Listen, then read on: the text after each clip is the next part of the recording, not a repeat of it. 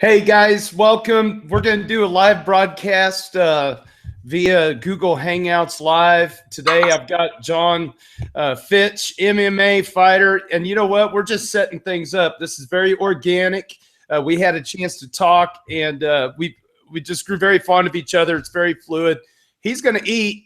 We're going to talk food today. You know, we're going to talk about fighting. We're going to talk about hyper crypto. But at the end of the day, we're both family dudes. If we know how to cook, we got to learn how to eat right and everything else. When you're training for MMA stuff, you got to do all the right things for your body. So, well, put gas in the car. You can't drive to work if you ain't got gas in the car. That's right. So I'm sending out a tweet, and then Jon will send out a tweet on his Twitter account. Possibly, I'm going to hit the announcement page real quick, and we're just going to get started here in a couple of minutes. So enjoy. Otherwise, this is all being recorded, and you can check it out later as well. So I'm going to jump on the Bitcoin announcement page for Hyper Crypto and drop the link in there if anybody out there wants to retweet and join and watch.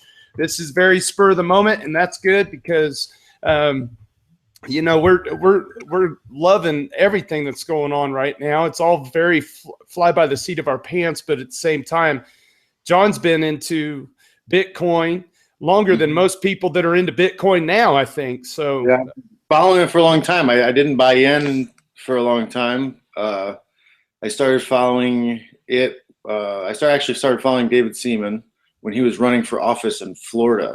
Oh yeah. I was mostly paying attention to political wars. So my history was history and in school, you know, history and PE education. I graduated from Purdue University. So I'm always kind of trying to keep up to date with what's going on. And he started talking about this Bitcoin stuff at like $5 or $10. And I kept telling my wife about it. And then I didn't do anything until it hit $1,200 and then popped and started coming down again. And then I started playing around with buying some and playing around on the altcoin markets and stuff like that. So it's been an interesting journey, you know, playing around with stuff. Well, back when Bitcoin was $10 or $12, it wasn't even on my radar at that point. I've kind of gotten into it just in the last probably about 3 years.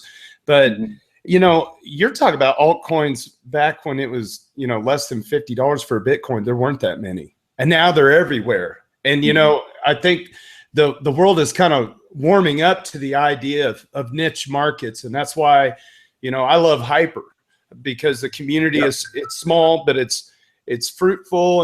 And we really like to support indie developers. But there's also a bunch of name brand games out there that are servers already set up at cashewcarry.info, and people can go ahead and log in and earn Hyper for, you know, fragging bots or what have you. If I would have known that I could have earned money for playing video games 10 years ago, like, who knows what my life would look like right now, because I don't get to play very many games. I don't get to play at all anymore because I got 2 kids and I'm married.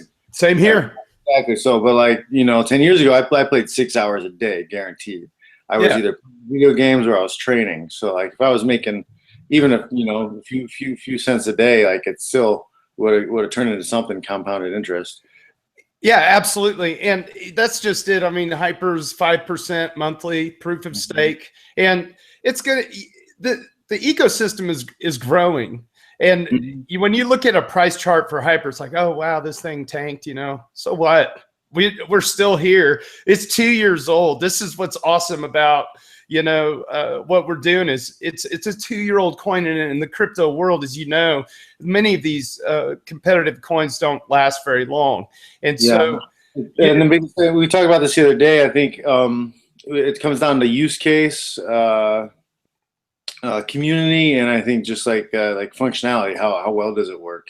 Right. You know, the whole reason we're together, in case some of you out there watching aren't aware, I looked up Jon Fitch and had seen in his past that he was an advocate for cryptocurrency, and it had accepted a sponsorship from Nautilus Coin a few years ago.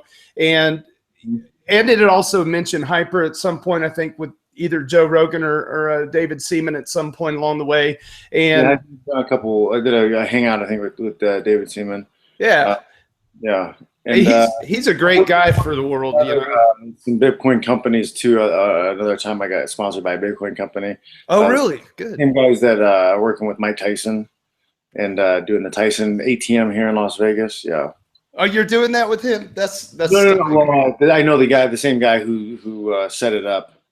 Okay, but you're in the eco space with the people that are dealing with that. That's important, you know. When you look at the roots of what you do as a professional, and you look at the roots of why cryptocurrency is important, whether it's Bitcoin or Litecoin or Ethereum or Hyper or any of the multitude of other coins, people have a choice, and niches matter. And this fills a nice little niche.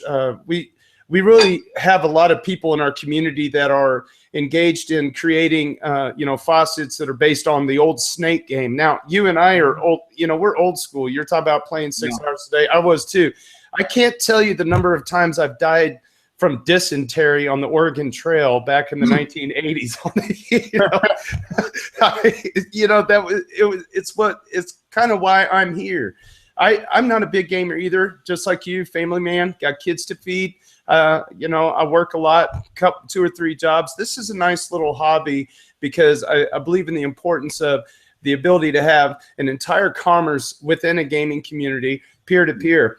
And we're doing this deal for you with the World Series of Fighting. And this was going back to the niche in the community. This is what Hyper did in about a month's time, or a little less than a month. We raised an agreeable amount of 50,000 Hyper, which is a modest amount of money for a mixed martial artist to take. And we really appreciate you saying, yeah, okay, good. This ain't my first time I've taken a chance on crypto. And this is a good thing because the community is actually growing. Hyper is one guy. It was one guy for the first year or two, about 18 months or so. And now we have a team going, and that's what you need. And I know when you train as a fighter, the team aspect is important. Surrounding yourself by quality people is important, and that's what I feel like Hyper's doing. Yeah, no man's an island. He's gotta have support. He's gotta have a community around him in order to get the things that he wants to get done. The fact that people were like, oh, why is an athlete teaming up with a gaming currency? Where does that mix in? I think it also mixes in because esports is something that's coming up and going to be a big thing. It already is kind of a big thing. People watch esports on Twitch and different things like that.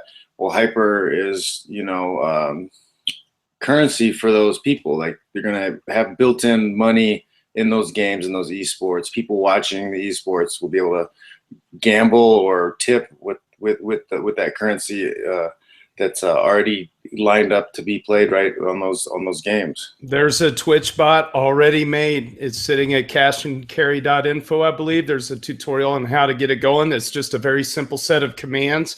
And what you do on your particular personal Twitch stream, anybody that's out there can invite the bot to be in the channel, and then the chat box, people just type in very simple commands and they can donate to that person. It's a peer, that's it right there. It's peer-to-peer. It's handled by a bot. And then as competitions and stuff increase, people can be viewers and bet on teams. So then the bot will handle, as long as there's a competitive bet against your bet in the chat window when the round is done, the Twitch bot for Hyper will be able to do all the payouts automatically. And right now it's micro betting, but who knows where the world's going to go. And the beautiful thing is just a simple command line, and I mean infinitely small amounts of fees to do this. It's just incredible. I mean, try doing this with PayPal, and they're going to take 3%. Let's just assume that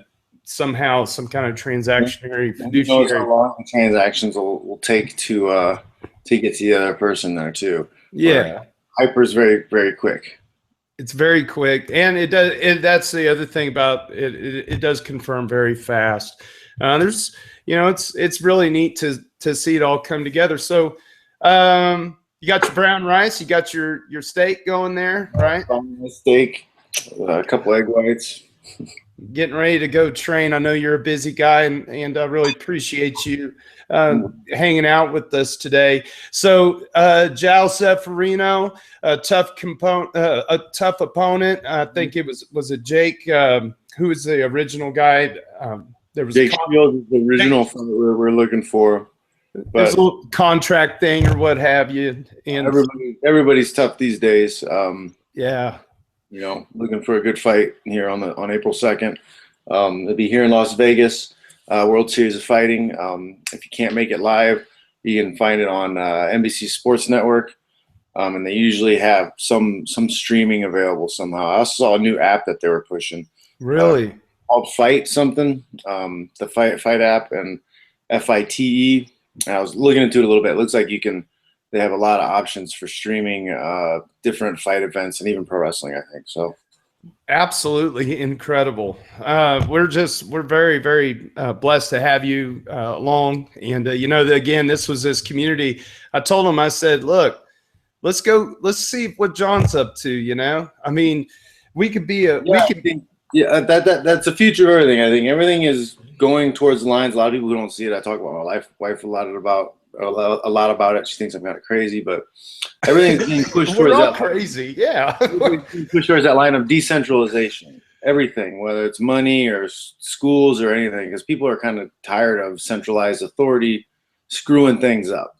Basically. You know, and you know, let's just look at the Hyper sponsorship for you for 50,000 Hyper. Think about this for a minute. I mean, yes, you have your managerial folks that you have to answer to, make final decisions on, and then, you know, you got to understand the markets a little bit. But at the end of the day, you don't really have to, you know, wait for them to. They work for me. I just have to make sure there's nothing conflicting or there isn't an old contract that's going to be a problem. You know. Right. And the thing is that we send you the Hyper to a wallet address you specify, and it costs us what, a penny maybe to send that amount of money. And I will get that money before I will get any other sponsor check. It's right. It's right there. I mean, it's click. We'll send me a text. I'll send you my address, and we'll have it in less than 20 minutes. It'll take. I'm still waiting on some checks from my last fight. Wow.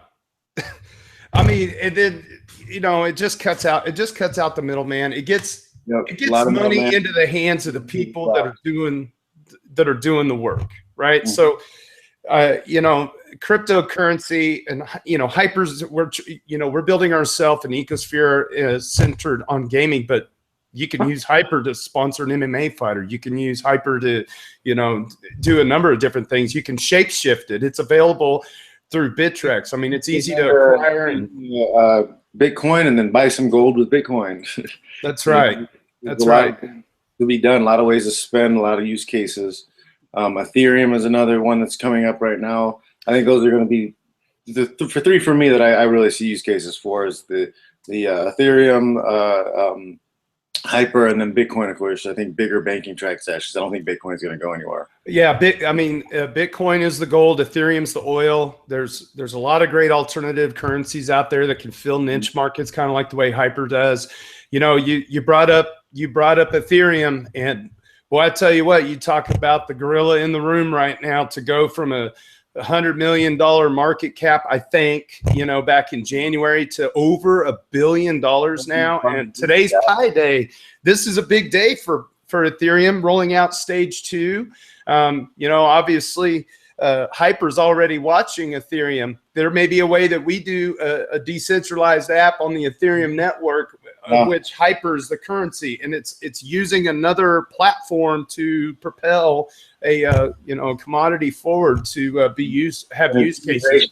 That's pretty cool thing that you can integrate one coin system into another like that.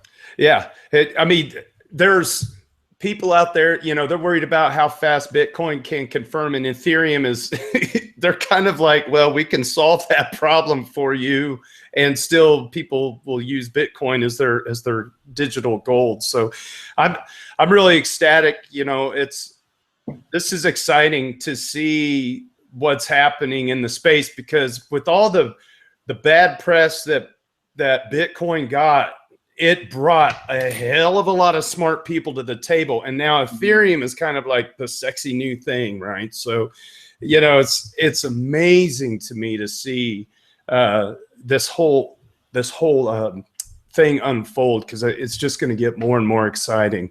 And Jon, we're very thankful from the Hyper community. The HYPERfuture, our developer, is just excited. He wants to extend a thank you and a congrats for jumping on board. And we really are going to be watching your fight on April 2nd. And you know what? We didn't even talk about part of the thing we're trying to help you and your community out with. You know, this is a great thing, is your MMA Fight for Fighters, coworker.org. Can you talk to us a little bit about that? Yeah, we're pushing, you know, there's a lot of unfair business practices that exist today in the space of mixed martial arts. There's a lot of fighters who are struggling unnecessarily, I think. A lot of the money is being siphoned up into, you know, the promoter's hands, and one specific promoter's hands especially. If we can get something we're trying to do is push to get mixed martial arts put onto the Muhammad Ali Act, which is a federal law that already exists that protects boxers from malicious promoters. It keeps conflicts of interest out and just keeps everything on the up and up. It prevents guys from like Don King from coming in and doing what Don King did, you know, ruining boxers and taking all their money and then leaving them broke when their careers are done. So we're trying to get that to encompass mixed martial arts to protect fighters, so that we can have third party rankings, third party matchmaking. We can have more of an open contract system where you're going to get the best fighters fighting each other. They're not going to get locked into one company.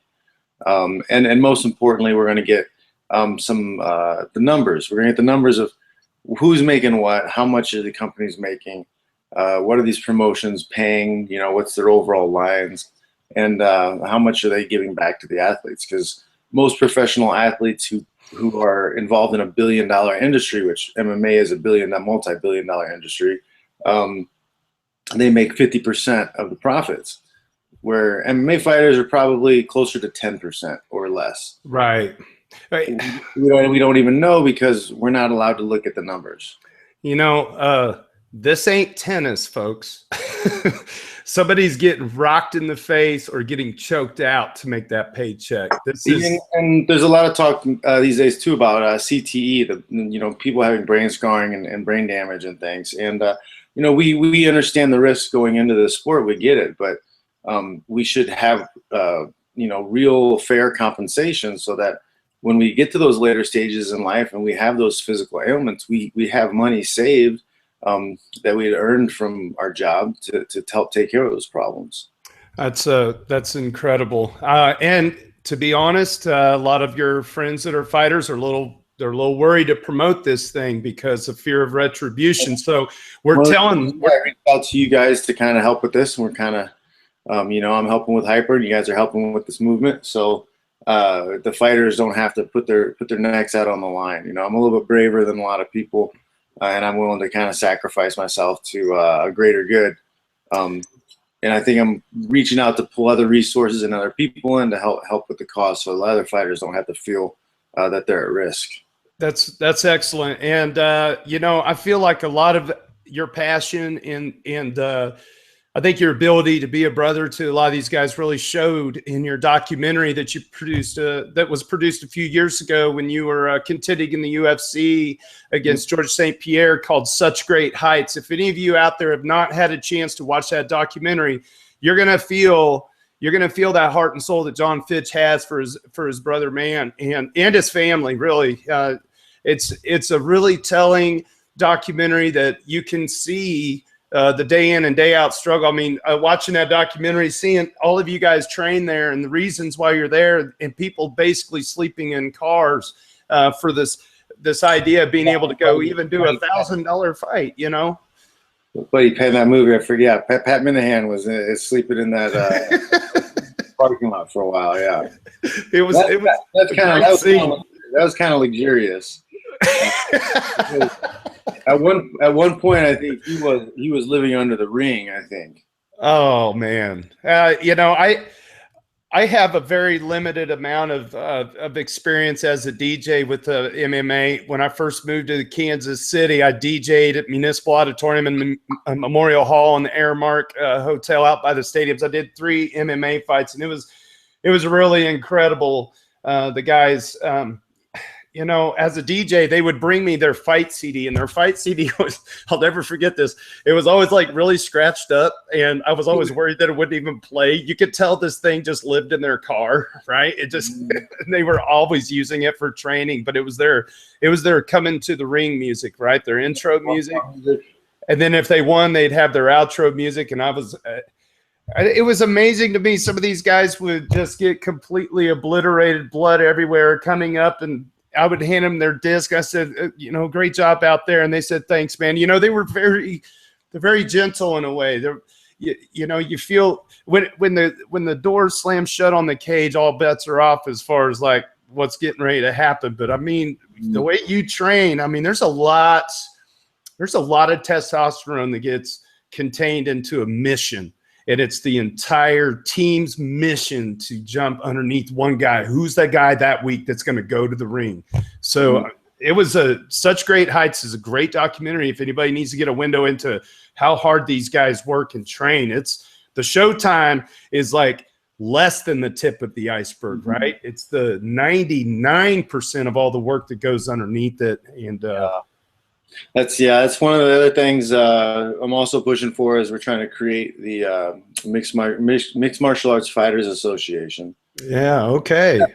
Separate from the Muhammad Ali Act. We're all working together to accomplish the same things, but we need an association also, much like the NFL or Major League Baseball. All these other organizations have a group that takes care of their fighters, run by the fighters, and we need that to kind of look after guys, make sure that things are being done appropriately, to make sure guys are safe and taken care of. We don't have mismatches and guys getting beat up. There's a lot of stuff that are beat up, you know, without giving a fair chance. You know, you have a lot of promoters that will just throw somebody in who they know is going to get beat up because they have their guy they're going to make money off of. We need more protections and stuff like that. We need to kind of keep an eye on. The commissions are supposed to help out with that, but a lot of times commissions end up just answering to the promotions, because the promotion's not happy. They'll go to another state, and then the commission doesn't make any money. I just really don't know if people know that that's happening. You know, it's a bit perplexing now, 20 years into Class A, you know, entertainment in America. I mean, I remember watching UFC 1 on VHS tape, you know, however many years ago, and just I'm enamored with the idea that they could do would they have a David and Goliath match? Well, you know, I mean, that kind of stuff that can really screw somebody up if they're on the losing end of that deal. So I agree. I agree with you. I just don't know if people they're ignorant of that, or they don't care. They just pay their ticket and they walk in and they just want to see a good show. And, you know, I mean, mostly people are busy, and they just want to see, they want to be entertained. They want to watch a good show. They got their own problems. They got their own bills. And they're just not aware. So that's kind of what we're doing, is just letting them know, like, hey, you know, things are this way, and they could be much better. Yeah, they could be. And, you know, at the beginning of our campaign with HYPERcrypto and you, I remember kind of looking at the tally count on the Muhammad Ali Act that we're trying to get for you guys. And it was at about 1,000, maybe 1,100 signatures. And now I think it's over 1,700. There's no metrics to prove that anything we did actually was the reason why that grew, but it did grow. Every little bit helps. Every little bit helps. That's right. And we really we're very proud of you, and we're all very excited to know that we're going to be on board with you. We're going to have the HYPERcrypto logo that'll be on your shorts and elsewhere. And I'm thinking about making some shirts on my end, maybe sell it for Hyper, put a portion of it, you know, towards whatever we need to. And you guys are, my hat's off to you guys. So can you tell me about your fight card and where it'll land at the night of the event? Is it? I think they switched the location, so it's here in Las Vegas. I think it's going to be at the Hard Rock. The Hard Rock, really? Wow. Okay, so if you guys are in Las Vegas at the Hard Rock, April 2nd. Yeah, I think that's the last thing I saw. Hopefully they don't change it again, but I think it's going to be at the Hard Rock. That's fun, though. The second, again, NBC Sports Network. It'll be live. If you're not in the U.S., you should be able to find it somewhere online, I'm sure. Definitely. So they're doing a pretty good job with the promotion. The promotion ends. They're doing a good job with getting people access to being able to view the fights and see the fights. They got some guys working hard on that. Who else is on the fight card that evening? Is there any other fighters notable that? I believe I'm co-main event with David Branch. I think is defending his 185-pound belt against Clifford Starks, I believe. So you're going to have 2 title fights on the card. Should be exciting. Free on NBC Sports Network. All right. Well, hey, look, I'm Irish-ish. I don't know about you. It's St. Patrick's week. Lucky the Irish this week, and hope your training goes well. Keep eating. you got the brown rice without the salt and pepper on it. No salt and pepper. Oh gosh, dog. I love rice, but brown rice is. Do you soak it? This is way off topic. Do you soak it overnight before you cook it? Have you tried doing that? No, we don't. We just go in. Just cook it. Oh my gosh. Well, this has just been epic, and I've got everything recorded. Looks like on my end. I don't know if there's anything else you want to say. We got jonfitch.net. We got hypercrypto.com. Follow us on Twitter at hypercrypto. Follow us on Twitter, or follow Jon on Twitter at jonfitch.net. You got over 100,000 people there. That's excellent, man. I've got my combatives company, Fitch Smash. I've got a page on. Talk about Fitch Smash for a second. Yeah. So 2011, I started taking and training in the military Modern Armies Combatives Program, MACP. So I got certified as a level 4 instructor for that. Wow. And the reason I did that is I did it with David Camarillo, who was my jiu-jitsu instructor, and I received my black belt from. And he was creating a combatives program himself, and we wanted to basically look at what they were teaching the Army guys, and then we kind of wanted to fix it. Okay, stop right there. So an Army jiu-jitsu, did I get that right? Well, it's MACP is the Modern Army Combatives Program. So that's their martial arts program that they were using to teach their guys coming up. I'm friends with the lieutenant colonel who's also a ranger that trained. He did a jiu-jitsu clinic with one of the Gracie brothers. Mm-hmm. Yeah, and years ago. Gracie's have combatives programs and stuff too. Okay. That's kind of where it all started from for me, is because we noticed a lot of things that they were good techniques, but they're more sport jiu-jitsu than they are combat. Okay. So I think in our view and some of the breakdowns and scenarios that we were running, a lot of the techniques and a lot of things they were doing didn't make sense, because guys had 20 to 70 pounds of gear on. They had a long gun, a sidearm, and an improvised weapon on them also. So we didn't understand why they were going for guillotines and jumping to guard, when you have a gun and a knife and buddies with you. Like, there's just little things like that. It didn't make sense. Like, why am I giving up my elevation and my positioning for a submission when I could shoot the guy and move on? Well, we are talking about the Army here, right? So. I'm sorry. Yes. And of course it's all specific to what your mission objective is. Of course, if you're there to detain someone and arrest them, it's much different than if you're trying to clear a room and get somewhere else. So there's all these little elements that come into it. So I've just been playing around with it, and I kind of created my own combatives program, kind of called Fitch Smash. The Smash stands for simple measures against serious hostiles. So I wanted to keep it very basic for people to learn. I wanted to keep it unathletic, because I think everybody should have to be able to do it. And then I wanted to be able to counter athletic guys who know what they're doing. So you're not just going up against somebody who doesn't know anything. So I went high percentage stuff with low risk, so that we keeps our people safe. Very good. Well, I'm friends with the lieutenant colonel. He's getting ready to command a battalion of 700. I won't disclose the location because Yeah. I don't want him to come and get me in the middle of the night and submit me to why'd you give my name out on YouTube, buddy? So I could probably put you in contact with him. He's into jiu-jitsu, and I am not sparring with that guy. Actually, he got me into working out a little bit over the last year. Something new for me, considering I'm basically a marching band geek that turned DJ. So I think everybody should learn some level of self-defense. I think it should be part of your schooling growing up. Part of your gym class should be somebody grabs you. What do you do? Well, that should be a basic education, basic thing. Like if you don't want somebody to do something physically harmful to you, you should learn very early on to do that. You know, not just spend time playing kickball. Right. You know, teach the kid how to get up, get away, and run away, and call for help. Like, well, you know, we're not too far off from the years where at least my high school, there was still a pair of boxing gloves in the closet that if there was a problem on them. Yeah, things have changed a lot, because when I was going through my education classes, they were trying to get rid of dodgeball.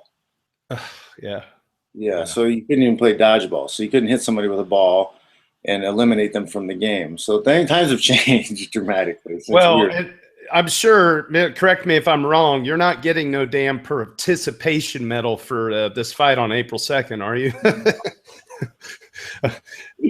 I mean, every time I take my kids out to go play soccer, oh, look, you got a participation medal. Congrats. I don't know what is that telling our kids, you know, let's award winners, you know, let's award winners and well, I mean, I think rewarding effort is important. Yeah. Showing that's up a better way to put it. I think reward the effort. I think that's what's important. Especially with technologies these days. Like one of the things that I saw when I was going through school again was they were working on these heart rate monitors to give to the classes. So you could put a heart rate monitor on your kid for PE class, and then you could actually measure their levels of output, like how hard they were trying throughout the class based on their heart rate monitor signals that were being sent to the computer.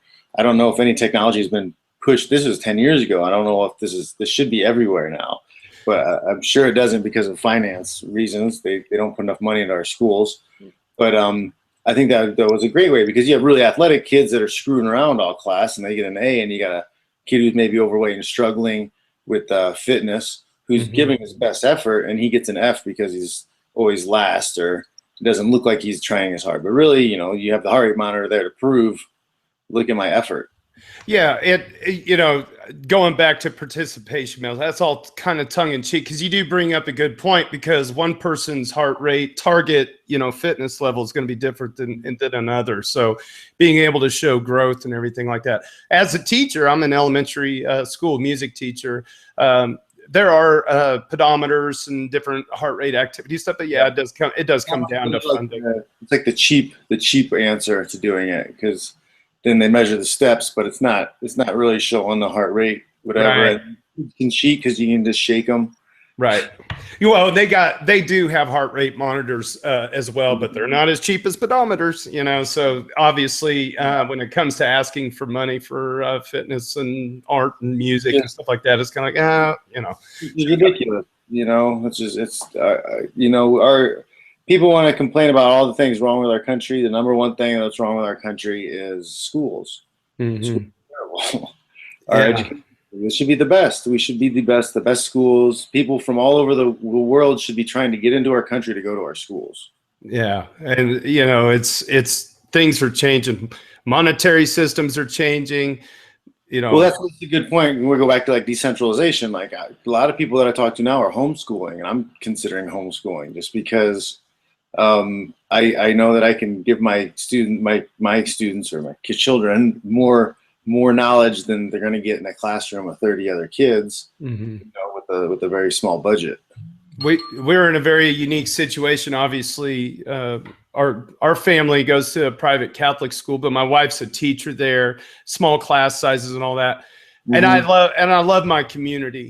But yeah, I'm not a huge fan of, you know, I say this as a teacher. I really don't think you should have more than 12 to 14 kindergartners in a room.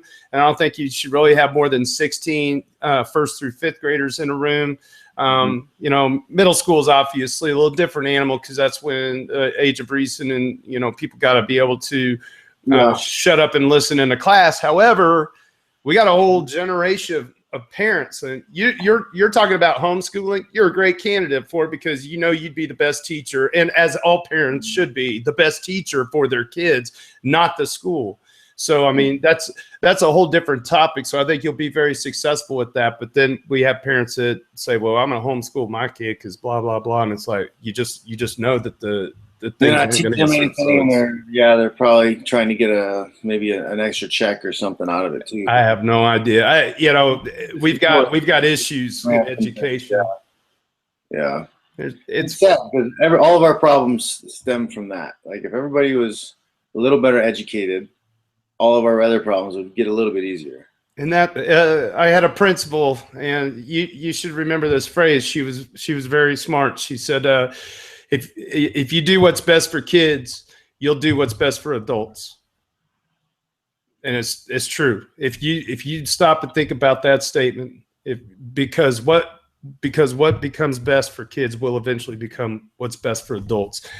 I mean, the world's facing a lot of things in the United States, obviously, and you know, not to be alarmist or pessimistic, but we have an aging population and we have a decline in numbers of youth, and I think that education is facing some serious problems. And you know, no, it has been for a while. Like when I started doing my student teaching, I was like, I can't do this. The system's broken. I can't. This is, you know, 14 years ago. Like I was like, I can't step into this system. It's broken. Like I don't have the will and the energy to change it myself. So I went to find something else. Hopefully there's enough people who do have that will and that heart to change things, because it needs to be changed. Like there's a lot of problems with the education system today. We have a problem with Congress. I mean, starting all the way up at the top. Forget about who's in the White House. I think Congress is the problem. Technology and decentralization, and maybe some decentralized apps that are done through Ethereum will replace Congress. Because think about it. We have Congress. What do those people do? They're supposed to be representatives, right? They represent the people from where they're from and what their views are. Well, I can pick up my cell phone and I can vote on each individual topic that comes up, and we can get rid of Congress. Why do we need a representative? And I can represent myself. I can have a token or something on the blockchain that represents me that can't be hacked, and I can vote on each item by myself. I don't need to represent some stranger who tells me a bunch of lies and says he's going to represent me, and then he goes off and just takes money from somebody, some super PAC, and does what he wants. You can, what is Augur doing? Augur's, you know, talking about, you know, markets and ideas and opinions. I mean, think about voting on a bill and then chipping in a, you know, whatever coin amount you want to donate specifically for your vote on that, you know, bill that's being trying to pass through the court system, and you could kind of sidestep a lot of nonsense. I mean, people will be able to do more than vote. They'll have a, you know, it just feels like it'll give you the common person a say again. Even utilities, we could vote through our phone on roads. This road is falling apart. It needs to be redone. We need this much money to do it. Oh, I take that road every day. Here's $1. Here's $5. You can put the money directly to it because that's something you use. We don't need some congressman or somebody to decide whether or not we need a road there. Well, that's where that was at the DAO on Ethereum, the distributed autonomous organization, might be a road construction crew of bots. I mean, that's true. That's truly what our forefathers wanted, was less government, like the people themselves ruling themselves. They only wanted that federal government for in case of invasion or you know, interstate commerce and stuff like that. Like it's we don't need this big, huge government. You know, this is the parallel I feel that you bring and cryptocurrency brings is, you know, an MMA fighter probably is the most perfect example of a libertarian because you're going to kick whoever's ass is in the other side of that ring, because, you know, that's your, what is it? Your rights end where my nose begins, right? So, and then cryptocurrency is also that, in that spirit as well. I feel like Bitcoin kind of paved the way to say, okay, this is very out there, this is very fringy, and yeah, there was a lot of bad actors along the way, and it's died, what, 95 times or something, you know, according to Bitcoin obituaries. It's not going anywhere, folks. Bitcoin's here to stay. I think Bitcoin and the technology behind it has grown faster than the negative propaganda has been able to build against it. Yes. Are you saying in the last couple of years, for sure, anyway? Well, you know? Yeah, just because like other things, like the libertarian type of movement, and before libertarian was anarchists.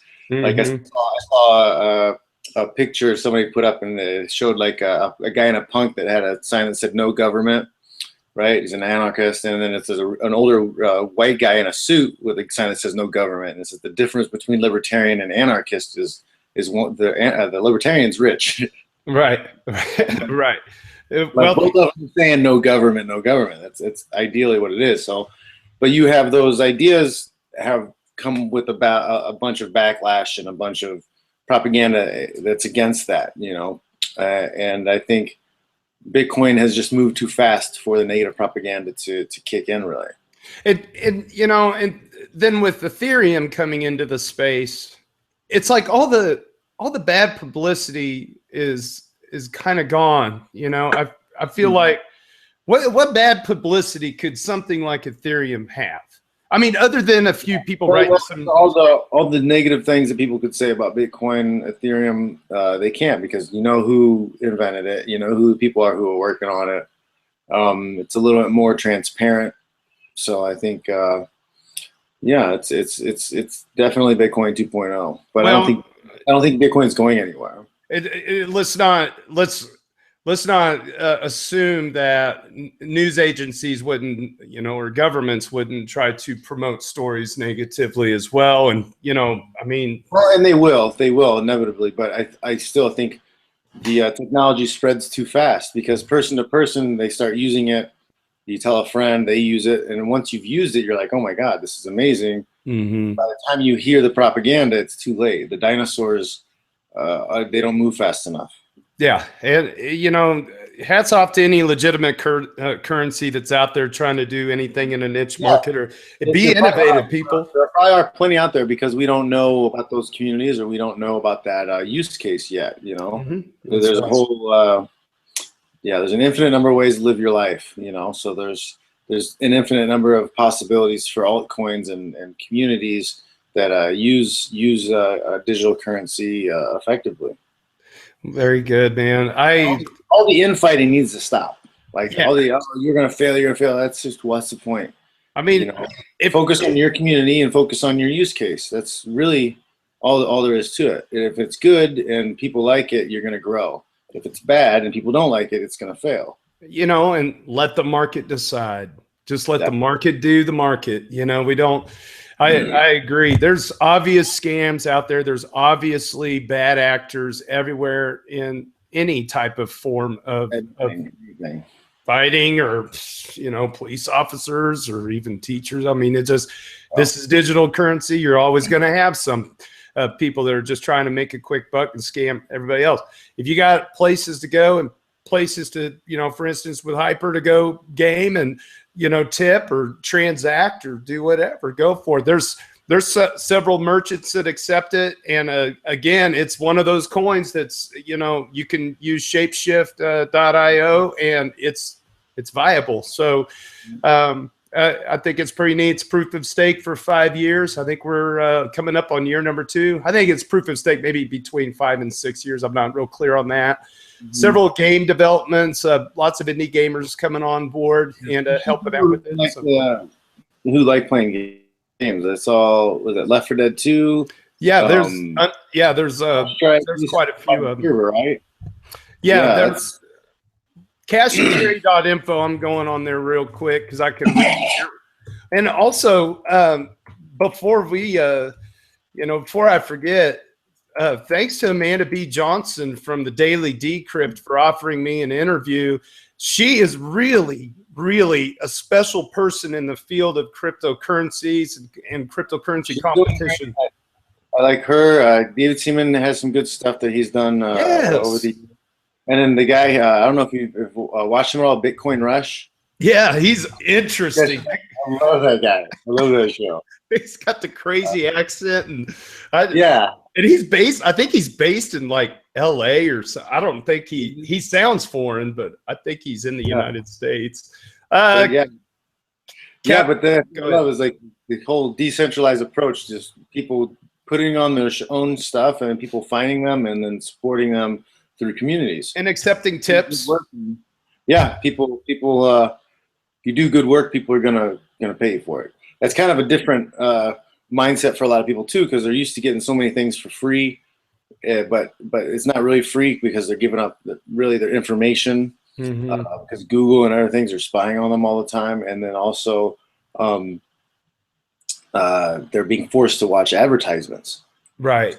Those advertisements are what's paying for a lot of the stuff you're watching. So it's I think a new thing, and people are got to get used to the fact that somebody's putting up this content by themselves, no sponsor, no strings, and they need the people who are watching it to micro tip to get by, and that's going to provide better quality service. That's right. Yeah, a little bit of a paywall, but you know who? It's the person on the computer and the person behind the camera, and it's a one-to-one transaction, as it should be. And I think the music industry, this again goes back to the way the music industry can distribute royalties from the artist top down in the organization automatically to the people based on a percentage of their work that they did with the artist, and direct royalty. There's so many music royalties that are sitting in clearinghouses that the artists don't even know are sitting there, that are paid out by radio stations. What if the radio stations could promote the artists they want one-to-one instead of paying ASCAP or BMI royalties to play, or even restaurant owners? Maybe restaurant owners don't want to have top 40. Maybe they really just want to have Jack Johnson and John Mayer on their set list, and they could, pipe just their music. I'm just giving you an example how, because restaurants have to pay. Like when you go to the Hard Rock, anything that's being played over the sound system. What you can see is again, in this decentralization platform, is these companies are going to fail. These production companies are going to fail because with technology, you don't need them anymore. You can find somebody local who's got a recording studio, pay him yourself through micropayments or whatever, put out your own label, put out your own music, and collect all the royalties yourself.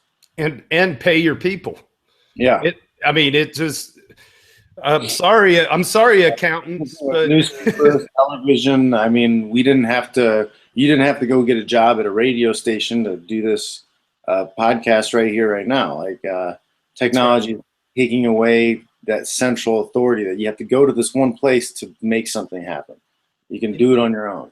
And for what it's worth, the government and the IRS would actually, I hate to say it, they would benefit from a blockchain, because one person earned money from this person, and those two addresses add up to a tax return. They get their money, and it's fair.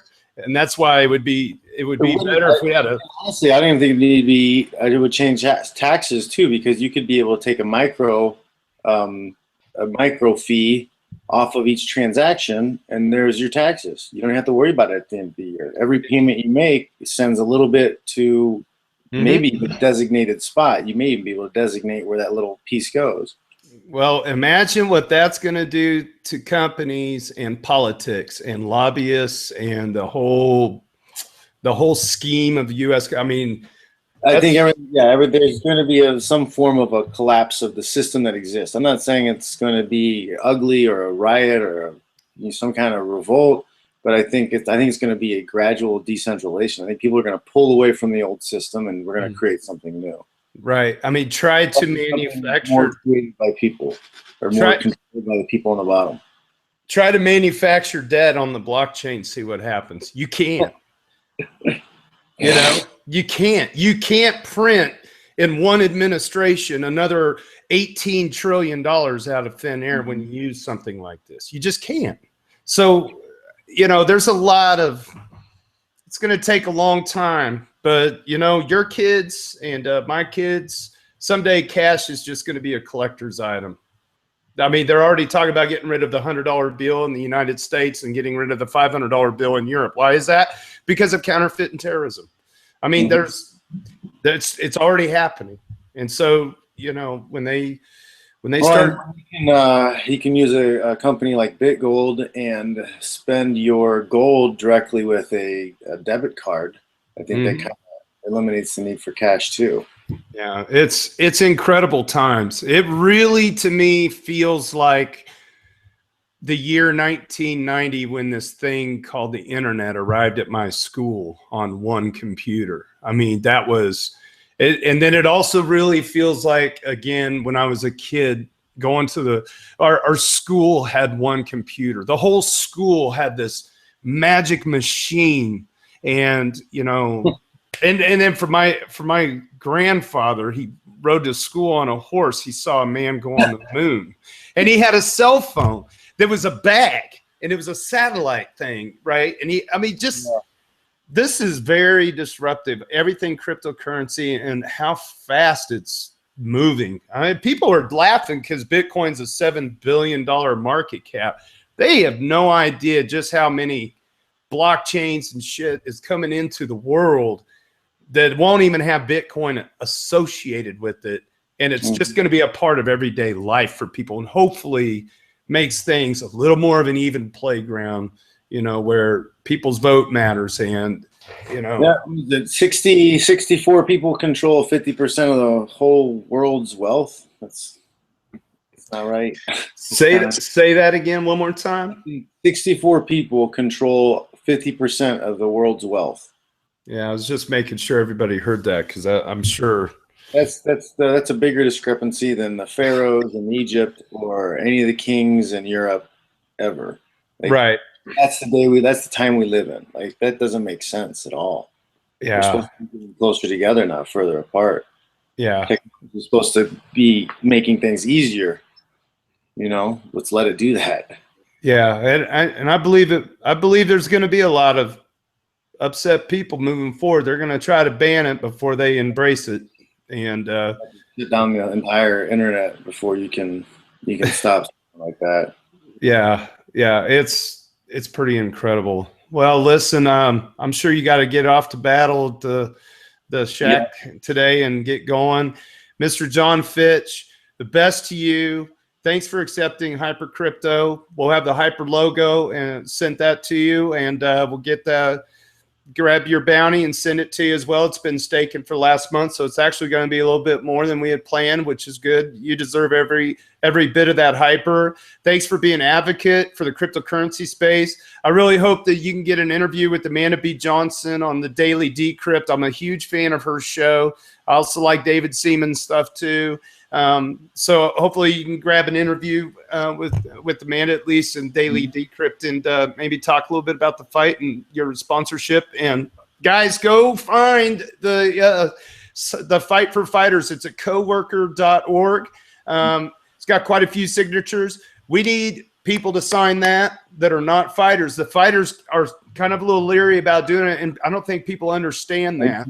They're fearful. You can search the hashtag Ali Act to MMA. Okay.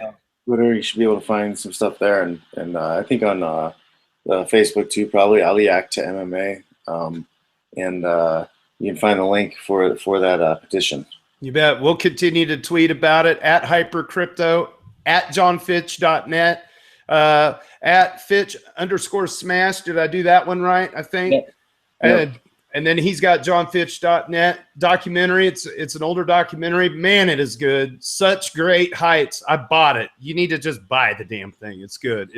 I'm keeping it around because I want to show my kids at the appropriate time. And just good luck in your training, man. We're behind you. It's NBC Sportsnet, April 2nd in Las Vegas. At least right now, it's at the Hard Rock. And Jon Fitch is facing Zeferino for the welterweight champion of the world, correct? Yes, I am. Awesome, man. Good luck to you. Hug the kids. I'll hug mine. Enjoy St. Patrick's Day coming up pretty soon. You guys be good. Thanks again for tuning in. We'll get this out. Thanks, guys. You bet. Bye-bye.